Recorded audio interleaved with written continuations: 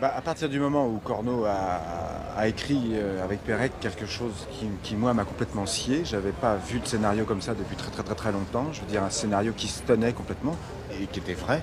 C'est-à-dire, moi, ce que j'aime, c'est que le scénario soit vrai.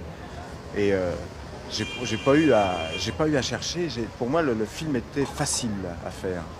Et c'est pourquoi j'ai pu aller très très loin, parce que quand il y a un film facile, on n'est pas obligé de s'occuper de la première marche, qui est une marche logique. On peut tout de suite regarder vers, vers plus haut et essayer de faire plus, et essayer d'aller plus loin. Et le scénario était tellement bien, et le personnage se tenait tellement que j'ai pas cherché à construire quelque chose. Je me suis complètement laissé aller. En plus, sur le tournage, il y avait une façon de tourner constamment à deux caméras, un peu comme un reportage, avec des micro-émetteurs et tout ça. On avait la possibilité de faire ce qu'on voulait, c'est-à-dire si on avait envie de passer dans une autre pièce ou de courir, tout ça, de toute façon, la technique suivait. Et c'est ce qui nous a donné, à mon avis, ce punch. C'est la façon de tourner. Bon, là-dessus, il y a aussi moi. Je veux dire que c'est vrai que j'aime bien inventer et qu'on aime bien trouver. On va essayer de voir un peu plus clair dans la part de l'invention et la part de ce qui était prévu. Parce que, par exemple, le dialogue. Bon, Corneau a fait appel à un véritable homme de lettres, un vrai écrivain pour écrire les dialogues. Donc, ils ont été écrits et même certainement très écrits. Je crois qu'en plus de ça, Perret a même suivi le tournage. Il venait voir comment ça se passait pour sentir si son dialogue tenait le coup. Je crois qu'il venait beaucoup aux Roches, mais le tournage était un tournage complètement restreint et on avait beaucoup de mal on était quand même comme dans Vase clos, une espèce de famille où on se retrouvait tous les. J'ai pas vu, si je l'ai vu peut-être, mais moi je l'ai pas vu Pérec. Peut-être qu'il était là, mais j'ai pas fait gaffe. Mais alors, bon, vous dominez tellement bien votre texte qu'il y a des moments où on a l'impression que vous improvisez. Alors, ça n'est pas vrai, vous n'improvisez pas le texte. Non, j'improvise pas le texte. Évidemment, il y a des petites choses qui me sont venues des fois, des phrases. Enfin, je veux dire, en tout cas dans les mots, non, j'ai pas tellement improvisé. Là où un acteur doit improviser, pour soutenir le texte. Alors, pour le soutenir, faut trouver des choses. Quand il y a des choses qui vous semblent difficiles, on se demande pourquoi est-ce que ça me paraît difficile. Il faut que ça me paraisse facile.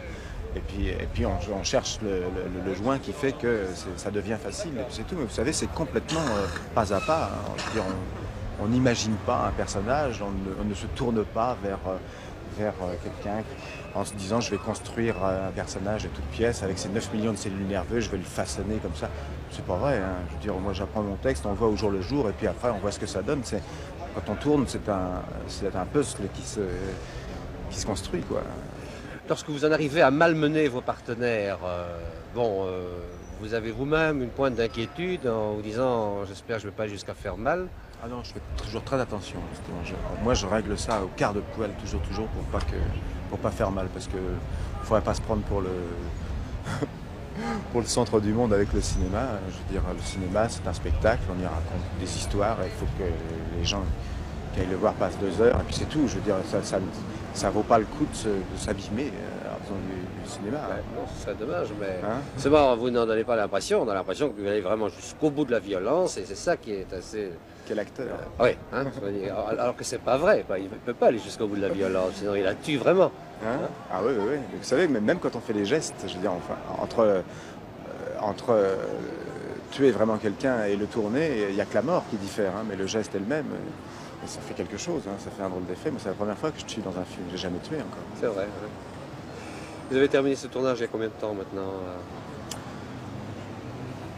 Il y a 4 mois, je crois. 3-4 mois. Vous êtes déjà entré dans la peau d'autres personnages depuis Mais non, moi je rentre dans la peau de personne. Hein. Moi je veux pas rentrer dans la peau. Je veux plutôt me servir de ma peau pour faire tel ou tel personnage. Oui, alors, ce que j'ai à faire, je sais pas. Je suis au chômage. Vous parlez pas quelqu'un qui vous hante maintenant, c'est pas quelqu'un qui vous suit comme ça Mais comme tout, je veux dire, bien sûr que c'est quelque chose qui me suit. Mais si par exemple je vais faire un voyage au Brésil, ça me suit aussi. Et pourtant ça n'a rien à voir avec un rôle et un tournage. Je veux dire, et pourtant c'est quelque chose qui m'a apporté terriblement à la tête. Et faire Poupard, bon ben d'accord, c'est quelque chose qui m'a terriblement apporté dans ma tête. Et puis, et puis c'est une expérience dont je me souviendrai toujours. Je veux dire, ça ne me quittera jamais. Et ça fait partie du désordre des choses.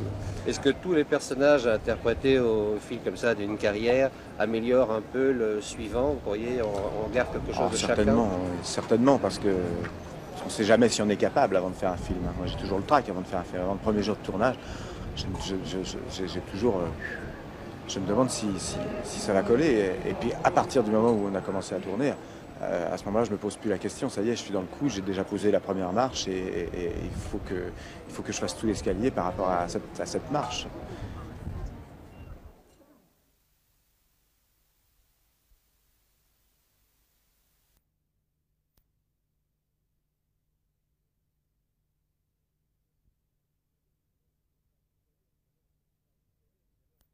Vous avez évidemment un côté sale gamin comme ça qui est assez fascinant. Par exemple, le coup de la baignoire, on sent que là, vous battez votre corps. Quoi. Vous n'êtes certainement jamais resté aussi longtemps sous l'eau avec les yeux ouverts, la bouche ouverte. Ah non, ça je l'ai jamais fait aussi. Hein? Non, ce qui était très dur, c'est de descendre avec les yeux ouverts et ne pas les fermer. Au moment, au moment où l'eau arrive, il y a quand même un petit clignement. Alors, merde. Non, je me suis bien Vous amusé. avez ça, ça. Ah, j'aime bien. Ah, mais j'aime bien quand dans un scénario, il y a 10 000 choses à faire. C'est ça qui m'a plu dans ce scénario-là, c'est il était entier, c'était un personnage entier, il était sympa, il était con, il était fier, il était avare, il était généreux, il est tout comme ce que tout le monde est. Pour moi, c'est la première fois que je vois un personnage aussi complet, aussi vrai, facile à faire. Le coup de la baignoire, ça peut quand même pas être vraiment prévu, ou ça doit être prévu dans des limites très, très approximatives, parce que finalement, il y a ce personnage, la Quai de Verre, il vous... Pourtant qu'un metteur en scène, au moment où arrivent les problèmes d'expression. Et ça, il faut être d'accord ensemble. Si je vous dis que vous jouez pas comme les autres comédiens français, vous comprenez ce que je veux dire? Non. Non. Parce que personne ne joue comme quelqu'un d'autre. Je veux dire, évidemment que je joue pas comme les autres, mais les autres ne jouent pas comme moi non plus. Je veux dire, et personne ne joue comme personne. Je veux dire, Là, il y en a un quand même jouer... qui se rapproche un peu de vous, c'est Depardieu. Là, on sent quand même qu'il y a à la base, il y a Je crois qu'on est complètement antagonistes, moi et Gérard. Hein. Je veux dire, c'est pour ça que quand on fait un film, ça se passe très très bien. C'est qu'on s'envoie bien la balle parce que on se ressemble pas du tout. D'ailleurs, on fait pas du tout les mêmes films. On se tourne pas vers les mêmes. C'est vrai. Enfin, je veux dire, on a des carrières complètement différentes avec Gérard. Oui, oui, ça sûrement. Alors, mais... je ne crois pas qu'on se ressemble tellement. Évidemment, on se ressemble simplement sur le fait que nous sommes les deux aujourd'hui qui correspondons à la demande actuelle qui est de voir une autre génération sur l'écran parce que le public a baissé en âge et puis c'est tout. Donc on a ce point commun là et c'est quand même déjà pas mal. Et alors dans le prologue, là, tout ce numéro de folie auquel vous vous livrez tout seul, est-ce que c'est écrit ça ou bien alors ça c'est vous qui composez votre truc entièrement en disant voilà je crois que c'est au point, on y va maintenant Bah, je sais pas, il faut essayer de s'imaginer un texte tel qu'il est et puis essayer de le dire. Alors, moi, le texte tel qu'il était, évidemment que ça pouvait être toujours... je ne pouvais me sentir bien qu'au paroxysme, c'est-à-dire qu'au bout du rouleau. Je pouvais jouer les choses qu'au bout du rouleau. D'ailleurs, j'ai très peu dormi sur le tour. Enfin, ça, c'est pour la petite histoire. C'est-à-dire que c'est un tournage où j'ai essayé d'être au maximum fatigué. Par exemple, pour le film, j'ai dormi le moins possible. J'ai dormi 2 heures par nuit, 3 heures par nuit, ce qui fait que j'arrivais, j'étais crevé, j'étais complètement énervé et ça m'allait. On a des trucs. Mais il faut continuer, c'est jour après jour. Hein. C'est pas le fait de faire un effort un jour seulement, c'est quand même. Ah oui, il faut le faire pendant 5 semaines, mais le tournage a été rapide.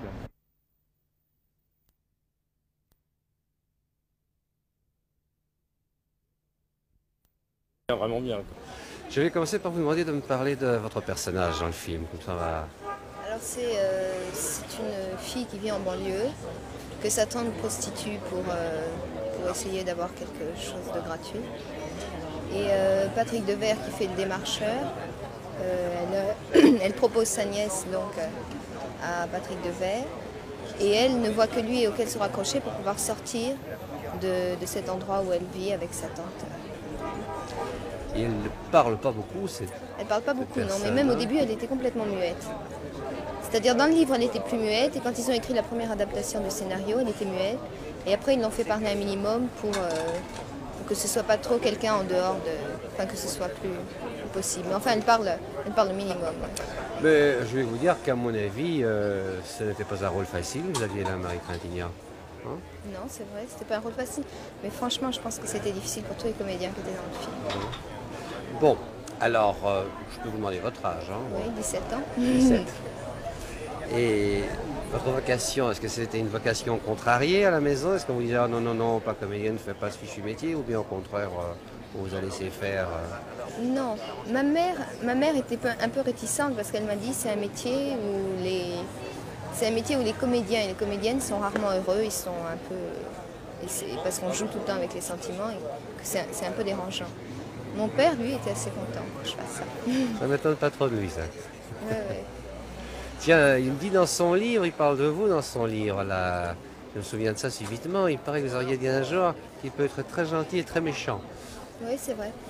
C'est vrai qu'il a, et ça se voit d'ailleurs dans le film qu'il vient de faire, qu'il peut être très méchant. Oui, c'est souvent les gens très gentils comme ça qui peuvent dire des trucs très méchants, mais qui sont drôles en fait. C'est de l'humour noir. Moi, ça me fait rire, mais c'est vrai qu'il peut être méchant.